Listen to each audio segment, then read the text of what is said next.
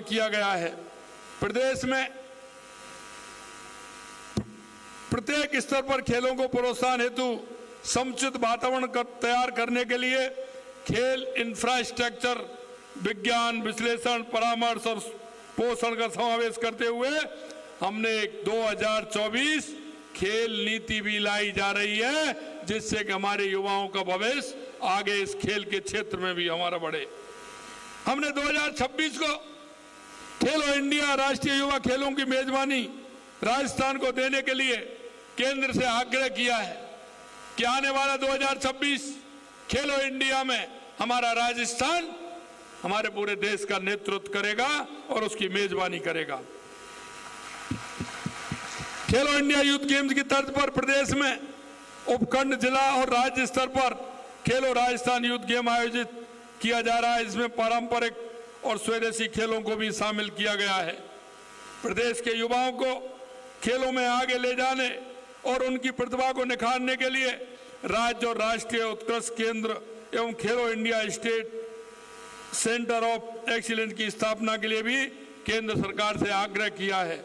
जयपुर में राष्ट्रीय उत्कृष्टता केंद्र खोलने से स्थानीय एथलीट को और प्रोत्साहित मिलेगा, साथ ही राष्ट्रीय और अंतर्राष्ट्रीय स्तर के खिलाड़ी तैयार करने में भी मदद मिलेगी।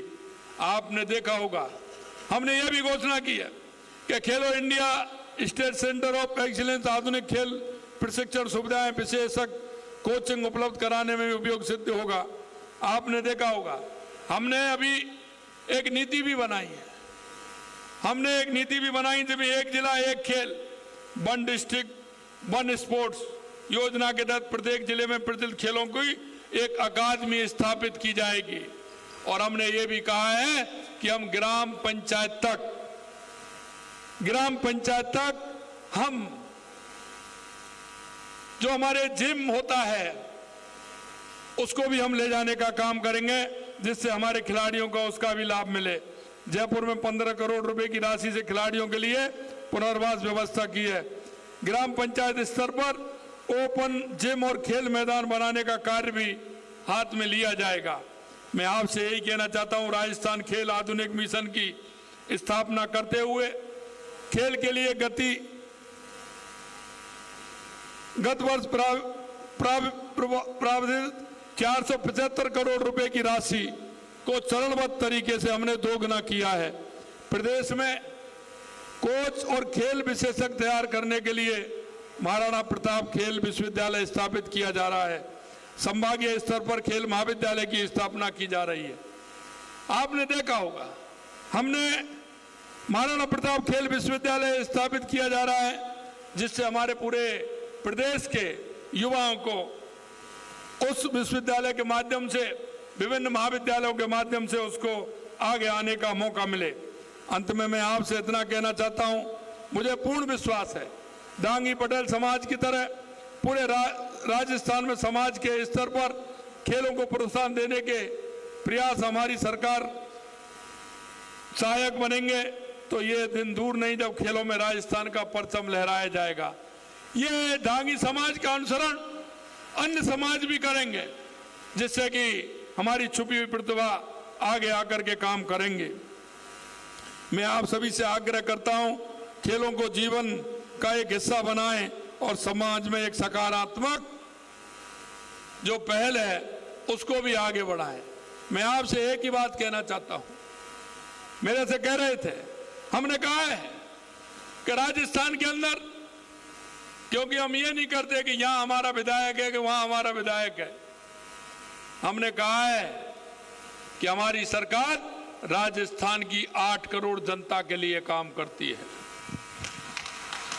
हमारी सरकार हमारे राजस्थान की 200 विधानसभाओं को लेकर के काम करती है।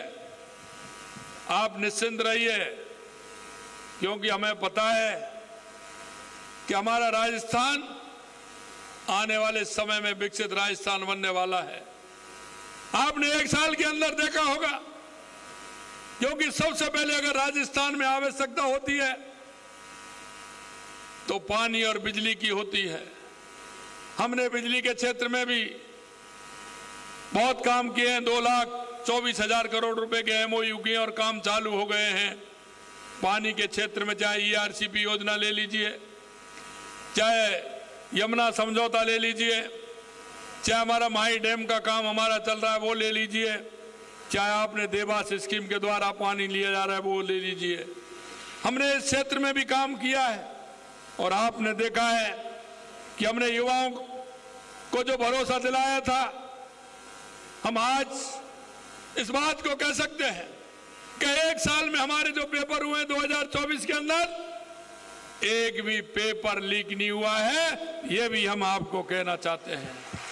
पिछली सरकार में आपने देखा था 19 पेपर हुए थे, 17 पेपर लीक किए थे। अब वो हमसे कहते हैं भाई SIT गठित हमने किया, आपने तो कुछ नहीं किया, गिरफ्तार भी हमने किए, आपने तो कुछ नहीं किया, उनको जेल में हमने डाला, आपने तो कुछ